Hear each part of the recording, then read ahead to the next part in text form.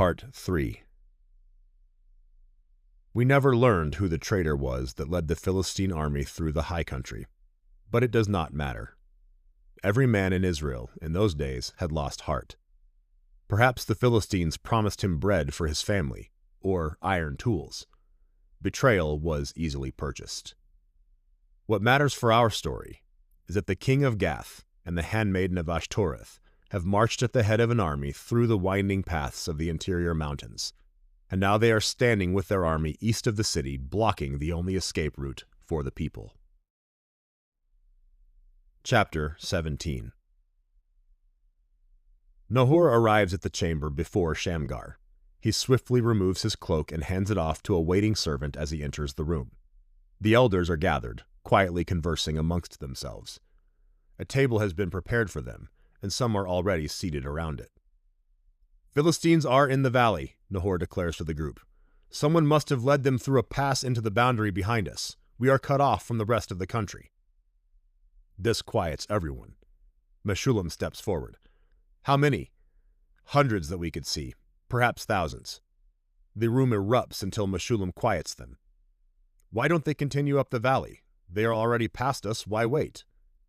"Ask your questions to Shamgar, whom you doubted," Nahor says angrily. "They are waiting for a champion. We have until morning," Shamgar answers. Zebulun, reclining in the corner, says, "The farmer may have killed her himself to fool all of you." Shamgar is unable to restrain himself any further and rushes across the room to Zebulun, his fist raised to crush his face. The fat man's eyes grow wide as he struggles to get away. Shamgar grabs him by the front of his cloak as the room erupts with men shouting, "Stop!" Shamgar pulls Zebulun's face close to his own, his fist raised, and says, "You already own all that I have. It will cost me nothing further to kill you." Zebulun, shaking with fright, says, "Let go of me!" "Enough!" Meshullam yells from across the room, loud enough to convince Shamgar to let go. Zebulun drops back into his cushions. "This is outrageous," he says. "Close your mouth, Zebulun," Meshullam answers. Zebulun reaches over and picks up a piece of bread. He wipes his forehead with his other hand. "We have no champion. You are all being foolish." He reaches over and picks up another piece of bread. "We should invite their king into the city and let him stay as our guest. He is obviously trying to impress the other Philistine kings. They will lose interest and move on soon enough." "They will burn every farm in the valley, then burn this city," Shamgar says. "Why would they do such a thing? They gain silver and gold by trading with us. They will pass us and go into the interior lands." "No," Shamgar interrupts. "Their goddess has told them to destroy us. It is her will." "Who said this? Their king?" Meshullam asks. Nahor says, "The king of Gath is there, but he let a woman speak for him. She said she was the handmaiden of Ashtoreth." Nahor hesitates. "She was like nothing I have seen." "It makes no sense," someone says, and others say the same thing all around the room. Shamgar is at the end of his patience, wants to storm out of the room, cursing them all as cowards, wants to beat to death the next man who says it does not make sense. He tries to be heard over the noise until, in frustration, he yells out, "I will face them!" The clamor dies and they stare at him. "You are not a champion," Zebulun says. The disdain in his voice forces Shamgar to control his temper. "Forgive my debts to you, and I will face them," Shamgar says. "I will do no such thing. Your city will burn, and you with us." Meshullam holds up his hand to Zebulun, silencing him. He hobbles up to Shamgar with his cane. "We must evacuate," Meshullam says. "Retreat to the central hills, to Benjamin or Judah. If you leave the city, they will pursue us and kill every man, woman, and child. Our only chance is to hold our city until others in Israel can help us," Nahor says. "We can serve them as slaves," one of the men says. "They might allow it." There is more yelling back and forth until Meshullam quiets them down. He looks at Shamgar. "Have you ever fought men?" "I live on the frontier. I have fought with bandits." "You have seen their champion?" "They have several, some for Dagon and some for Ashtoreth. She said we may send a man for each of them." Meshullam looks at Zebulun. "You have strong fighters in your guard. Send them." "Well, they will be protecting me." "You cannot spare any of them?" "No." "Not even a single one?" Zebulun shakes his head. "No." He looks around at the furious expression on the other men. But if the farmer prevails against them, I will postpone the debt. You will cancel the debt, Meshullam says.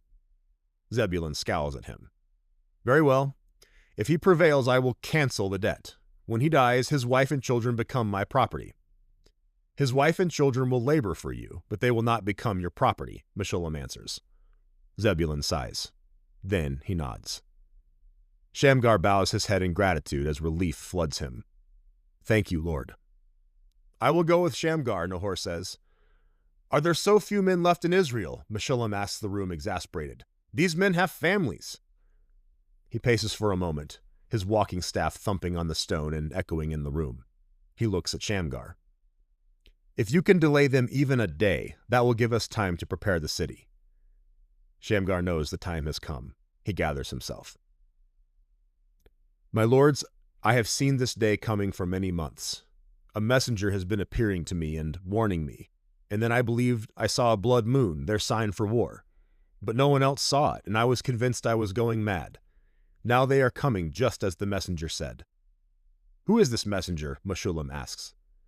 I do not know, but he has been correct. Nahor frowns at him. But there was a blood moon. It was last month on the plains, a merchant told me. We did not see it here, but they saw it in Philistine lands. Shamgar suddenly feels like he will collapse with relief. He understands, finally, that he saw what he needed to see, when he needed to see it, and that he has not gone mad. It was a vision. The messenger said that we would prevail if we faced them in the boundary. Your God will give victory, he says. Zebulun laughs aloud at this, and many of the other elders do as well. Meshullam eventually quiets them. Our God? The silent one? The absent one? You understand why we might be unwilling to believe you, he says. Shamgar nods. I understand, but it is the word of your God, and everything he has told me until now has been true. I will no longer tolerate living near dangerous roads with my family unable to fetch water from a community well.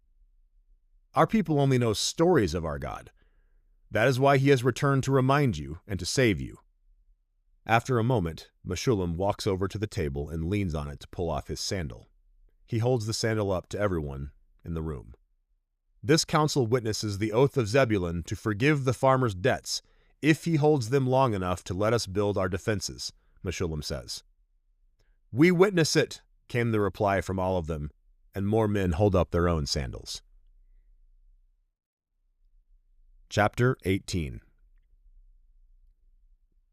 As Shamgar and Nahor remain in the council room, the city outside bursts into frantic activity when word spreads of the invasion.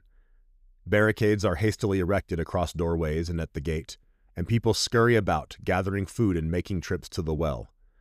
Anxious murmuring of families huddling together, the sound of hurried footsteps echoing through narrow streets. Mothers clutch their children tightly, their faces pale with fear, while men fortify their homes with whatever they can find. When he steps outside, Shamgar is surprised to see all of this. People are sheep, his father always told him, happy to be ignorant about wolves as long as possible, then suddenly flee in terror when they are close. Shamgar returns to the inn with Nahor. Outside the door, Nahor says, I will say goodbye to my family and wait for you at the gate, then continues on. Shamgar stands in front of the door, his hand hovering over it. Finally, he gets the strength to reach out and knock. The innkeeper opens it. Her usual coy, confident expression is gone. We have heard. You are going alone? Nahor is coming as well. He is a good man. She looks out at the bustling courtyard, where everyone is desperately preparing for the siege, then back to him. I knew, better than most, that the men of this city are weak, she says. Your family can stay here. Shamgar bows his head gratefully. I cannot pay you. If we survive, I will make sure the cowards who did not join you provide for them. Her smile now is genuine, perhaps even respectful. Thank you. She steps aside and lets him in. He follows her down a corridor into a dining room where his son and daughter are waiting. Papa, his daughter cries as she runs to him. He picks her up. His wife comes in but stops when she sees him. After a long moment, she says, What will you do? The elders have forced Zebulun to forgive my debt if I can hold them off long enough to let the city prepare. Anger flashes across her face. No one else will go with you? Nahor said he would go. Who is Nahor? A man I know in the city, a good man. She nods, looks at the innkeeper a moment, then back to Shamgar. I would rather you live than be free of the debt. He clenches his teeth, unsure of what to say. After a moment, she walks up to him, and he pulls her in and holds her. The innkeeper remains quiet in the corner of the room. Shamgar braces himself, looking into his daughter's face, then his son's. The boy is trying to appear stoic and brave in front of the women in the room. You will stay here. Our host has offered you room and board, he says. His wife steps back and says, We are going with you. The only chance you have to live is to stay behind the wall in the city, and you will kill their champion, and we will be waiting for you at home. She says this with such simplicity and confidence that he has no immediate answer. Children, grab our things, she says, and the two of them leave the room. You need to stay. The innkeeper has very kindly offered this to you. His wife draws close to him again. She places her hands on his face and makes him look down at her. You have been foolish in many things, but you were given a vision from Yahweh. I believe he gave it to you because you are the only man in this valley. You will kill their champion, and we will be at home expecting you to return. Chapter 19. Meshullam is waiting for them at the gate. A group of city elders are with him, along with the watch commander. Even from a distance, Shamgar can see that both of the older men are furious. The council has decided that every available weapon must remain here for the defense of the city, Meshullam says, unable to hide his disgust as he looks at the others. I know I promised you a sword, but panic has taken over.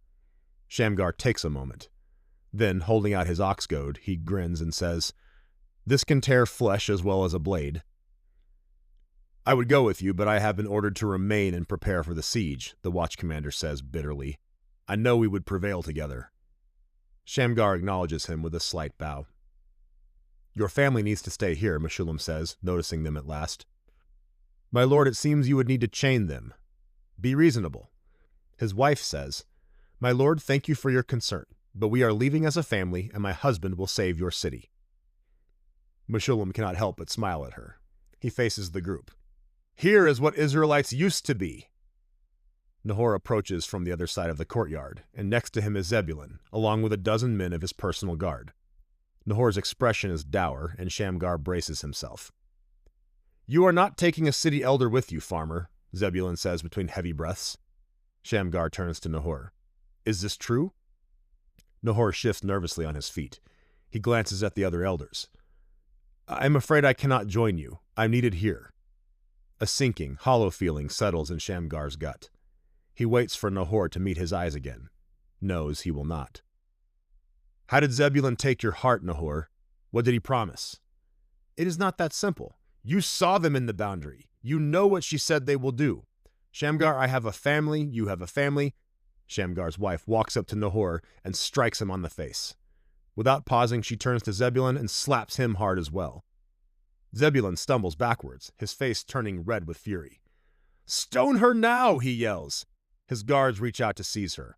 You will do no such thing, the watch commander says, or you will need to stone me also, because I will cut you in half if you touch that woman. This is outrageous, allowing a woman to... Meshullam raises his walking staff to block Zebulun's guards. No one is stoning anyone. If you speak again, Zebulun, I will have you flogged.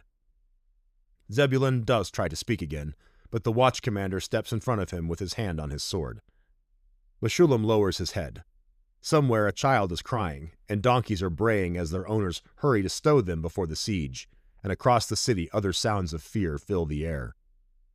Shamgar looks around at all of them, then at Meshullam. When this day is written, tell them a farmer stood alone in the boundary.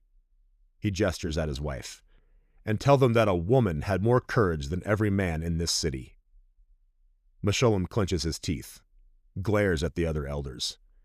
It will be written, I vow it. Shamgar nods and gestures for his family to follow him through the gate. Shamgar, son of Anath, Meshullam says, behind him. Shamgar turns.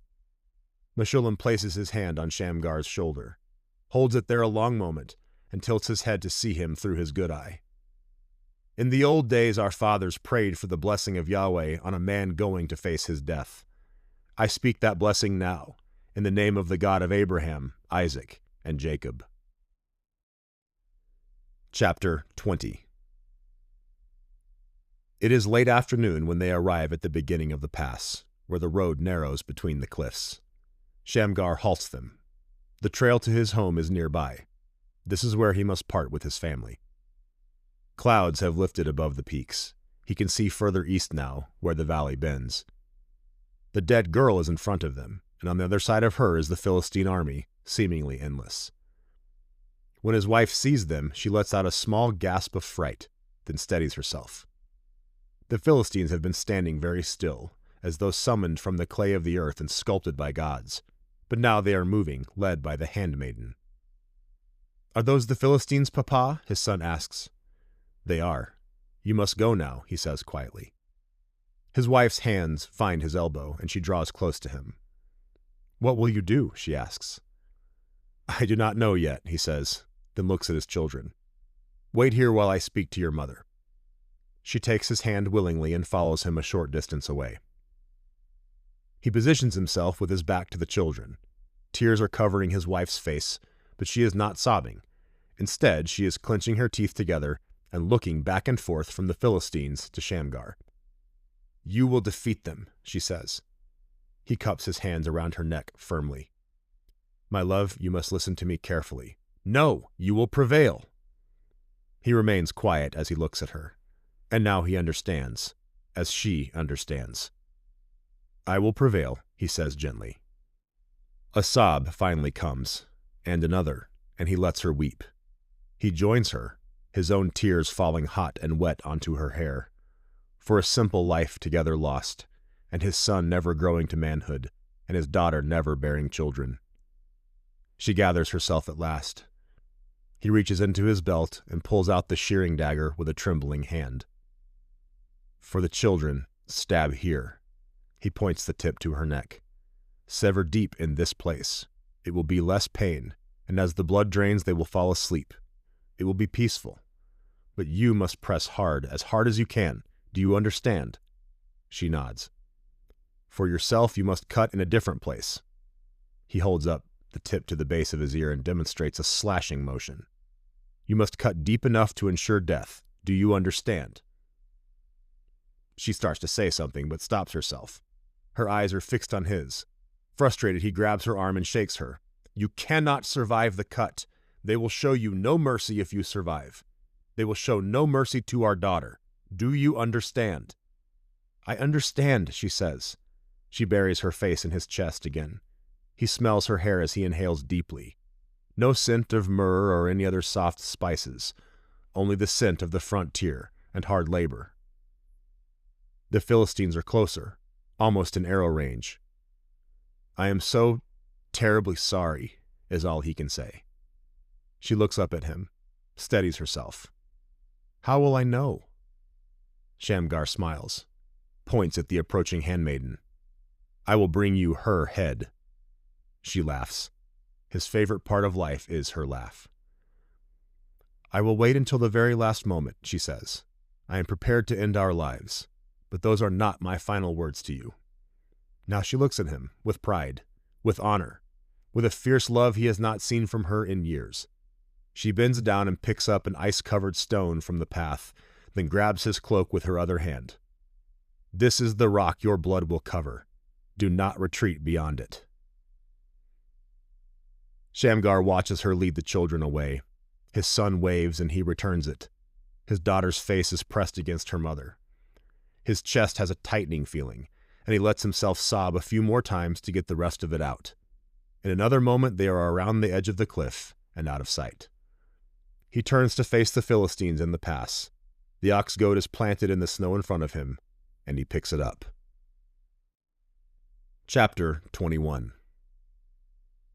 Yesterday morning, all he knew was keeping his oxen warm and his hens fed, and paying a debt to a cruel man. Now, Shamgar looks at the countless Philistine soldiers standing before him. Even from here he can see their mocking smiles and hear their laughter. They know it is only him in the pass. It will be entertainment for them to get a break from the monotony of the march and watch their champions cut him down. Here he stands against them with an ox goad, a tool to herd stubborn animals. And he thinks this is a valid weapon? The absurdity of it makes him shake his head. The king is now in front. His armor is ornate with the images of their sea god Dagon, and his beard is woven with amulets of gold and silver. A shield-bearer stands next to him holding a large scimitar and shield. Next to the king are two women, the handmaiden of Ashtoreth, and a younger one who appears to be an acolyte. She has fair skin and light hair, probably from the far northern islands of the Great Sea. He has seen those who resemble her as they passed on the trade road. The two women are wearing ornamental robes. Their hair is decorated with gold weavings. Amulets dangle from their bracelets and necklaces.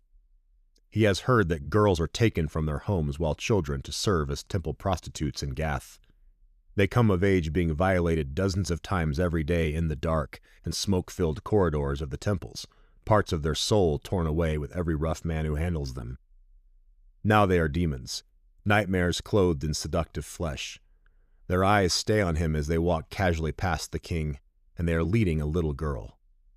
She is a Hebrew, around 10 years old, and shabbily dressed, probably taken from one of the villages in the lower valleys. The handmaiden leads her along gently as they approach him. When the group is about 30 paces from him, they stop. For a moment, nothing happens. Then the king lifts up a hand, and a commotion behind them reveals 4 priests emerging from the ranks of soldiers. They are carrying a large idol on litter poles, and it is a hideous thing, the god Dagon entwined with a female figure, Ashtoreth. They carry the idol until it is close enough for Shamgar to touch with the ox goad. He crouches, waiting for an attack, but the priests only set the idol down reverently and step away from it. The handmaiden begins chanting, her voice a low, haunting melody that fills the air. She is soon joined by the acolyte, their voices intertwining in a rhythmic cadence. The priests add their deep, resonant tones, creating a layered harmony of incantations and curses in their tongue. As the chant reaches a crescendo, the handmaiden raises her voice sharply, a piercing note that cuts through the air. The priests follow her lead, their voices booming in unison. They all raise their hands, the gesture synchronized and deliberate. With a sudden, forceful motion, they drop their hands, the sound of their voices abruptly halting. The sudden absence of sound is jarring. They stare at Shamgar. Sweat gathers in his eyes. He rubs them, forces his lips into a grin. He will not let them have the satisfaction of seeing him afraid. The handmaiden returns his grin with a smile of her own. She leads the Hebrew girl forward. Slowly, seductively, she pulls a long dagger out from under a slit in her robe. The handmaiden gingerly touches the girl's head, keeping the dagger discreetly at her side. Her fingers run through the girl's soft hair, combing it. The girl looks up at her, smiling at the tender gesture. The acolyte drifts nearby, shadowing the handmaiden, her movements elegant, and she appears to float over the snow. The dagger moves quickly. The next thing Shamgar sees is an eruption of blood from the girl's throat. The cut is so deep that the girl is unable to react. She can only look at Shamgar in confusion. His resolve fails and he looks away. The handmaiden grips the girl's hair tightly to hold her up until death comes. The handmaiden watches Shamgar's reaction closely. The dead girl eventually sags in her grip. "The virgin's blood as an offering," the acolyte says in the Philistine tongue, and the handmaiden finally lets the girl's corpse drop against the idol. The King of Gath raises his arms to the sky. "May the God who dwells on this ground prevail!" The ranks of soldiers behind them burst out in cheers and calls. The king smiles broadly as he and his armor-bearers walk back to them. Only the handmaiden remains where she is, still watching Shamgar. Shamgar kneels and lays the ox goad on the ground. More sweat trickles down his forehead. He wipes it away. The cheers of the Philistine army fade. All are waiting for him. He looks at the ox goad. It is not a weapon, too heavy to swing, too dull to stab through garments into flesh. It is a herding instrument for cattle, that is all. But it belongs to him. It comes from his farm, where he lives with his family, on land where his father and grandfather labored. He lets the fear settle in, no fighting it, only waiting for it to make its home. His senses are sharp. His eyes close. He breathes.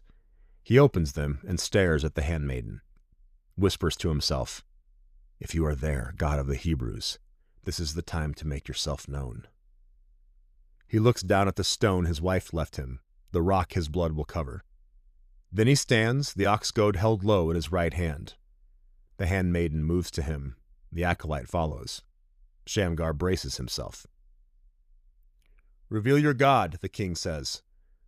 "He is not a god of stone or wood. You know this," Shamgar answers. The handmaiden is close now. Shamgar lifts his ox goad and points it at her. "Not another step." The handmaiden stops, seems to be holding back a laugh. "Your God sent you against our champion? I will fight him whenever he is ready." "You, the Hebrew champion?" "I am the one he sent."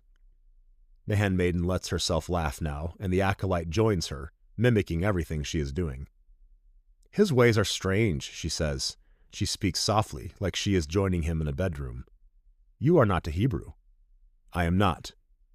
"Why are you here? Are there no warriors in Israel?" "This has been my family's land since my father's father." The acolyte walks slowly to his side and leans in. She inhales deeply. "Was that your wife and children we saw with you a moment ago?" The handmaiden moves close as well. The frost of her breath drifts across his face. Shamgar leans away from them. "Send your champion." The handmaiden smiles. "Declare the surrender of your God, and we will pass over your home." The acolyte walks behind him and runs her hand across his back. "Send your champion," Shamgar says again. The acolyte presses herself against his arm as the handmaiden drifts to his other side. The handmaiden says, "The Hebrews you defend will not even know your name when you die here. Come with us, then return to your farm safely." She places her hand on his chest and whispers, "Stand aside and you will be with us tonight. You will know pleasure you have never known." Shamgar breathes her in. He feels dizzy. Then he looks down at the Hebrew girl's body. His feet are touching the edge of her pool of blood in the snow. He braces himself, looking for courage. "I know your ways. You cannot proceed until you know your gods control this ground, and your champion must defeat me here to prove it. If I stand aside, you will kill my family regardless." "Ah, but those are the old ways," she says, the smile warmer than ever. He sees her eyes more closely now, black where they should be white. "Ashtoreth can persuade. Ashtoreth can join together. She whispers to Dagon in their bedchamber, and he does her bidding. I am her most loyal servant, and she honors my obedience. Ashtoreth the abundant, the fertile, the life-giving, has allowed me to show mercy on whom I wish." In a flicker of a moment, Shamgar considers it, because how could he not? The fear of pain, of bloody death for his family. The women together, a pleasure he would never know. Finally, he manages to say, "Send your champion." "Who was your father?" the handmaiden asks. "A simple man named Anath, who farmed the ground you see and died poor. But he held it all of his life, and he would come back from the land of the dead and flog me if I surrendered it to Philistines." "You would die for Hebrew filth? How predictable of them, that they would run away as cowards and let a foreigner defend them. If the Hebrew God chooses to use me, so be it." For the first time, the two women appear hesitant. They look past Shamgar, as though searching for something behind him. As he waits for their response, Shamgar studies the Philistine army. Each of the men carries a sword, and there are javelins, spears, archers, and slingers. The King of Gath is losing his patience and says, "This is your last opportunity. Yield the God challenge and keep your life." Shamgar feels doubt returning. They might be lying, but they might not. How is he to know they will leave, even if he prevails? "Send your champion," Shamgar says. He steps back and holds the ox goad in both hands. Chapter 22. The handmaiden makes a small gesture. There is commotion in the ranks as the troops part, revealing a warrior wearing a helmet with thick horsehair plumes, a burnished iron breastplate, and carrying an iron scimitar. Iron is everywhere Shamgar looks in their army, but this man is covered from head to foot with it. Emerging with him is an armor-bearer carrying a long javelin and a shield. The soldiers give a series of rhythmic shouts, clanging their weapons on their shoulders as the champion raises his arm to acknowledge them, an arm covered with intricate tattoos. To Shamgar's surprise, the champion is not a giant. He is no larger than any other soldier, but there is something elegant in his movements, and how his feet easily find their footing on rock and ice, how his arms fluidly sweep side to side. Immense control over hidden strength. He is a prince of warriors, a god to be worshipped. Shamgar holds the ox goad up, its handle now slick with sweat. Hebrew god, I am here as you commanded. Be with me. The champion walks to his left. Shamgar pivots to follow him. Suddenly the sword flashes and knocks aside the ox goad, and the Philistine rushes in to strike Shamgar with his other hand. Shamgar ducks away, missing most of the force of the blow, but he loses his balance on the snow and falls. As he tries to get up, the Philistine champion steps on his ox goad handle with one foot and kicks Shamgar in the head with the other. Shamgar feels the world spin and his ears ring. He tries to roll over, but the champion's weight is pinning him down. To the sound of cheering, the Philistine kneels on Shamgar's chest. He leans in close. What is the sign of submission for your people? Shamgar wrenches against him but cannot get away, instead sinking deeper into the snow. The Philistine presses the tip of his sword into Shamgar's ear. He twists it slowly. Shamgar grimaces, feels blood streaming down his neck. Show me the sign of submission for your people. Terror emerges again, gnaws at him, chokes him. There is no one else here, no power, no strength, no salvation. Shamgar nods slightly. The Philistine eases the pressure on him, and Shamgar slides his left hand out. He places it on the back of the Philistine's thigh and holds his right hand out open palm. The Hebrew is giving their sign of submission, the Philistine says loudly. Another strong round of cheers from the soldiers. Shamgar recoils as the champion leans close again. I heard legends of the Hebrew god. I see they were false. He pats Shamgar on the side of his head. You were brave to face me. Tell me where your home is, and I will ensure it is spared. Your wife will be my concubine, and your children will be my slaves. Shamgar blinks away a tear forming in his eye. All is a lie. All is empty. Chapter 23. The champion stands up, releasing the pressure on the farmer. He turns to his army. The Hebrew is now my slave, he shouts, holding up the ox goad, and they cheer for him. He tosses the ox goad aside. Looking at the handmaiden, he says, He and his family belong to me. See to it they are spared. Blasphemous, the handmaiden answers. You must kill him. They are my spoils. Ashtoreth does not want any to survive. The champion takes off his helmet and holds it in front of her. This is the signet of Dagon. It means I serve him, not your Ashtoreth. He grants me this spoil, and your goddess will submit. The handmaiden feels her rage growing, but catches herself. Patience. As with all things, patience. She bows her head to acknowledge him. You are worthy of great spoils. There are many more to gain. Now we must... She is interrupted by a noise and turns to face it. The farmer is crawling away, ox goad in hand, and as soon as he is on his feet, he starts to run. Stop him, the handmaiden yells. I have done my part of this witch, the champion says, then walks back into the ranks. The acolyte starts to follow the champion, but the handmaiden stops her by shaking her head, imperceptible to anyone else. This means we proceed? The King of Gath asks. The handmaiden watches the farmer running away. She inhales a long breath, her eyes closed. A shadow passing. The wind above reaches the trees, and snow swirls from the boughs. She listens very carefully. She opens her eyes again. We must kill him first. He yielded to our champion. She turns on him. The Hebrew god is full of trickery and deceit. Ashtoreth demands the farmer as a sacrifice. The king sighs. He gestures for one of his commanders to approach. The commander kneels at his feet with his head bowed. Capture him. Chapter 24. Shamgar runs, snow kicking up, ice in his face, the wind making him stagger. He puts his hand down to steady himself, dragging the ox goad behind him. He kneels down, holds his breath, listens. Shouts behind and above. He crouches against a bush, listens again. Someone is yelling orders above him. He hears boots tramping down the slope nearby. He holds the ox goad and waits. A Philistine appears from around the bush. Shamgar swings the heavy tool as hard as he can, striking the man's chest and knocking him over. Shamgar rushes away from the bush, hearing the grunts of the Philistine's companions as they pursue him. He scrambles across another small rise, leaps down the other side and slides into a steep embankment. At the bottom is a tiny stream. The shock of the cold water makes him gasp. It revives him enough to get back to his feet and keep running. He hears men splash into the water behind him, down the shallow stream, then a hard turn as he climbs up the slope again.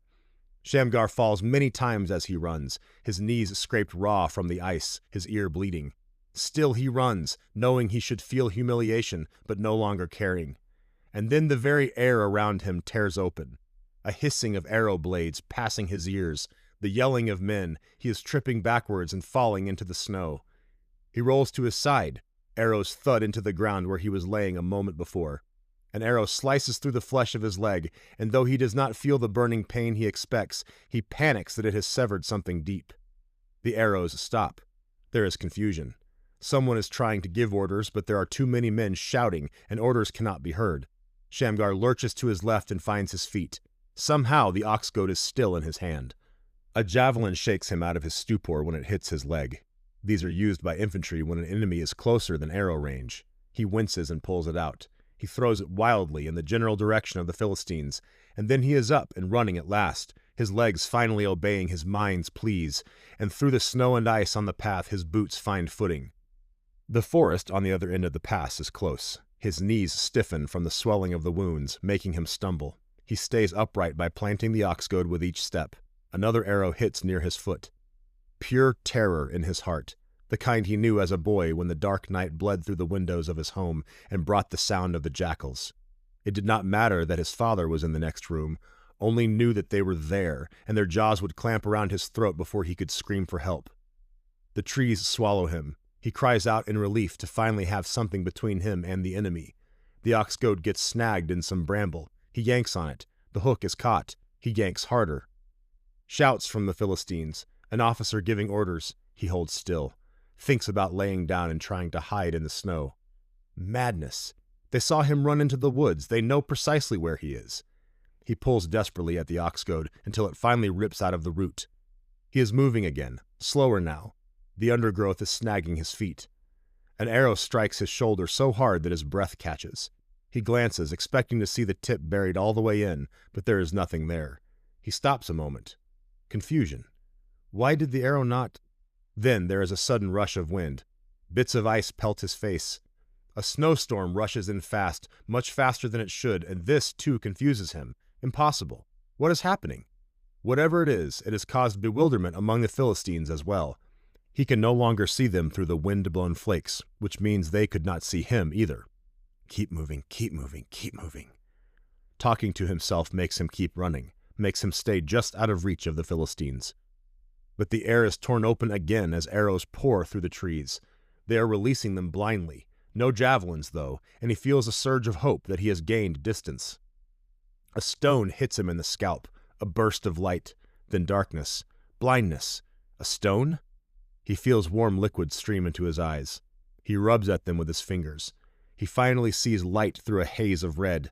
The blood makes its way to his mouth. He spits it out. It takes him a moment to piece together what is happening. They are slinging stones at him. Stones and arrows are everywhere, his entire world, all he knows. The sky opens up with as many stones as snowflakes. All he can do is curl up like an infant and hold his knees to his chest and cover his face with his hands.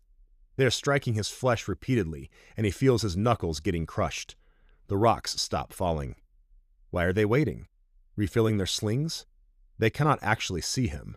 The Philistines must be sending volleys into the forest where they saw him flee. He is light-headed, feels something vaguely painful, and touches his forehead. Part of his scalp hangs in a flap over one eye. It is swelling so fast that his eye is closing. He pulls up the ox goad tip. Using the small bladed edge of the hook, he slices the flesh above his eyelid to drain blood. That is not enough. The swelling is too heavy. He calms himself with steady breathing. Then, starting with the corner of the flesh on his scalp, he starts cutting away the entire flap of skin hanging over his eye.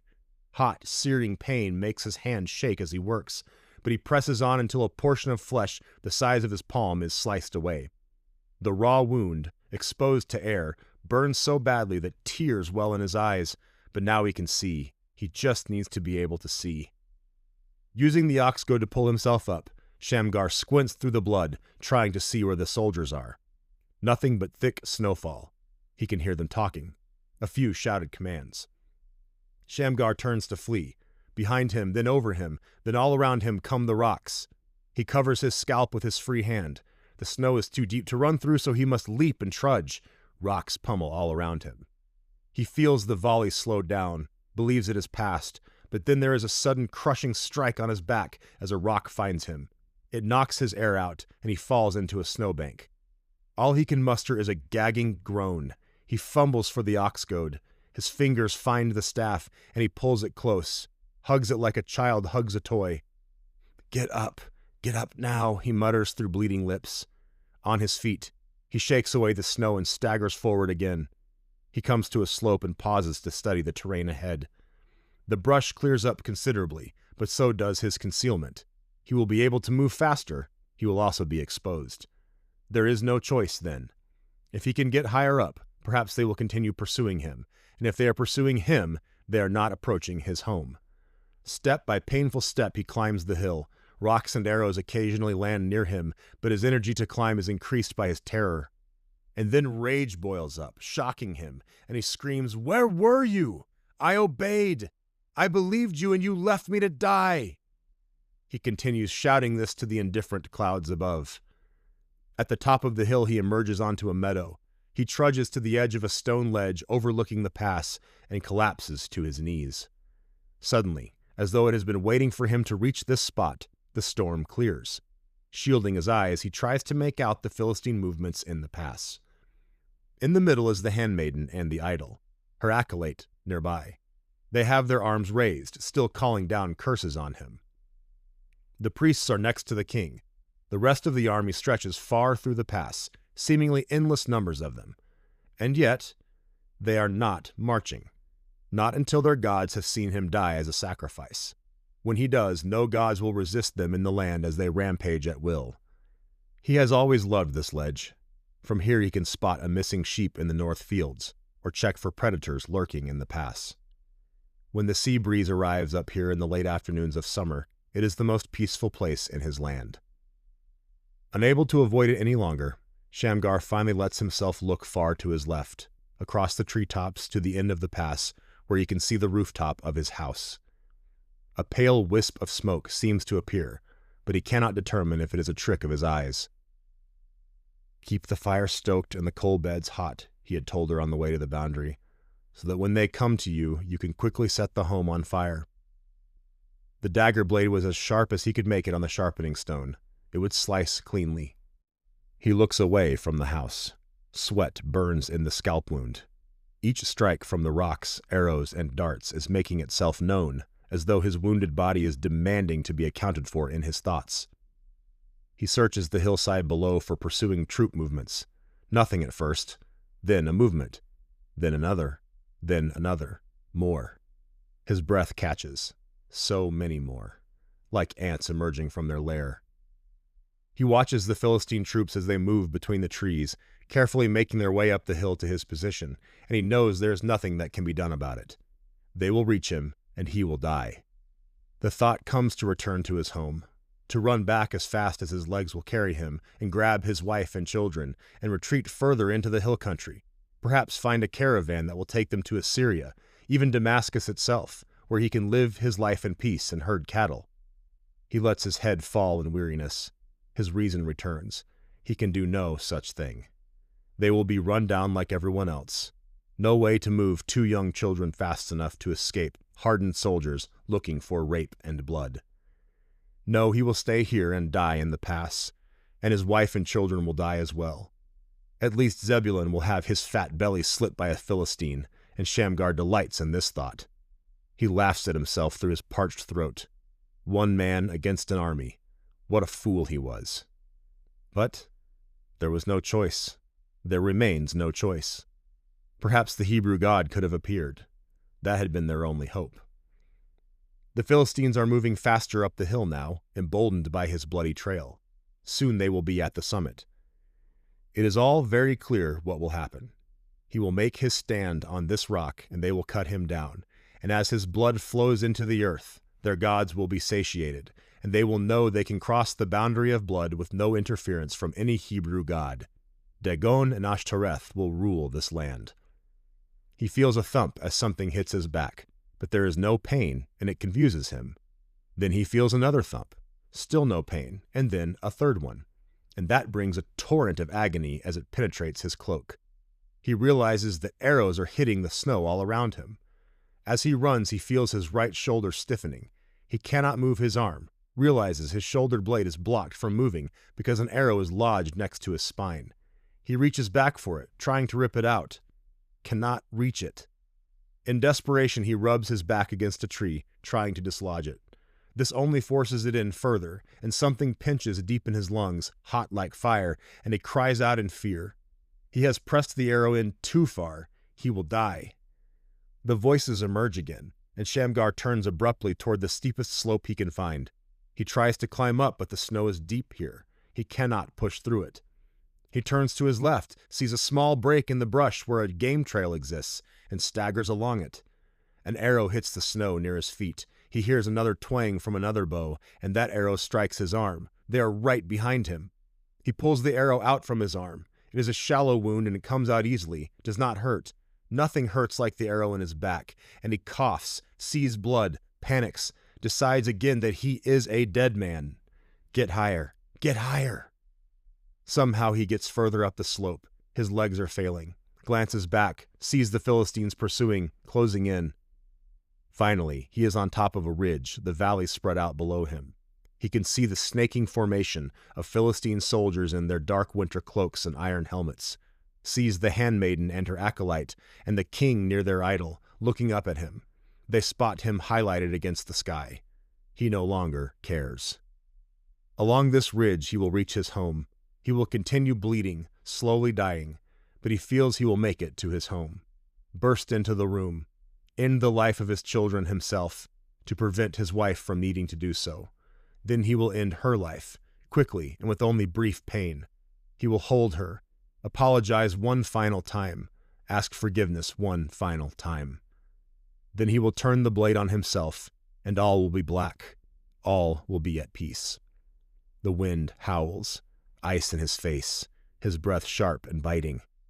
Through a gap in the trees he sees it, his home in the small clearing, his barn, his land.